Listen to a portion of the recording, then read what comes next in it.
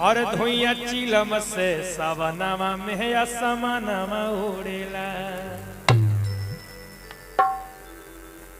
अरे असमानमा उड़े अरे असमानमा उड़े भैया और धुइया चिलम से सवनमा में असमानमा उड़े।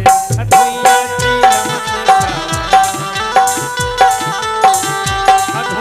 चिलम से सावनमा में असमानमा उड़े।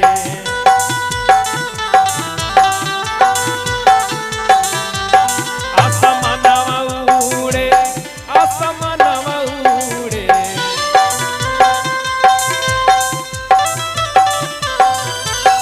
असमानमा उड़े असमानमा उड़े। अनसमा लागे जब सजनवा के अंगनमा तूरे।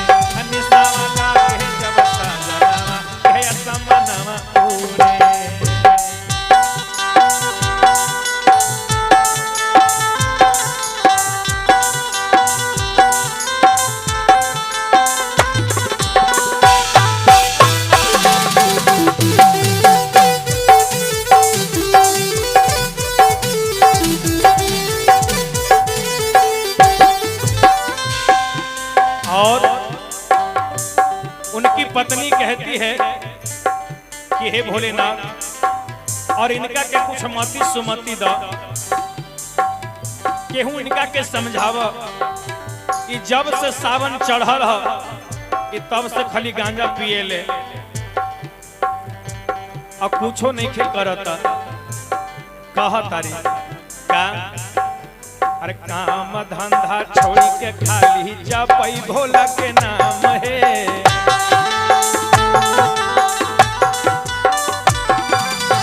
काम धंधा छोड़ी के खाली जपई भोला के नाम है।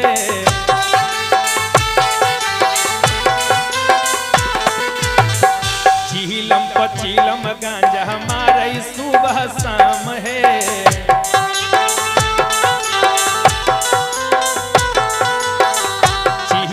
चीलम गांजा हमारे सुबह शाम है।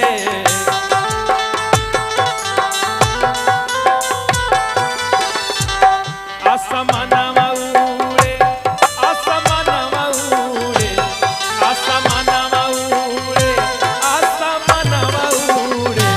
खा के भंगिया के गोला गौरा अंगनमा गोरे। अनिसमा लागे जब सजनवा के अंगनमा गोरे। धुइया चिलम से आवनमा में असमानमा उड़े।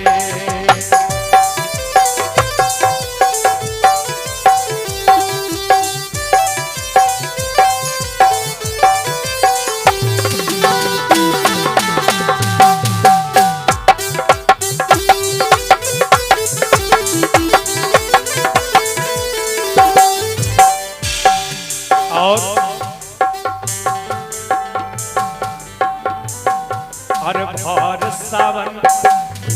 भर सावन भागे भोला जी के पीछे पीछे।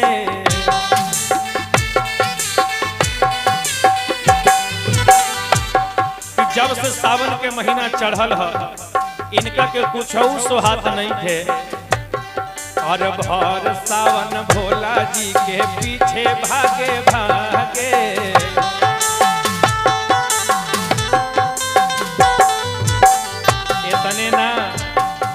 इतने ना औरी का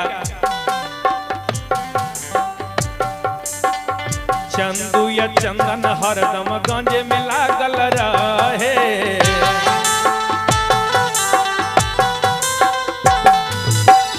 चंदू या चंदन हरदम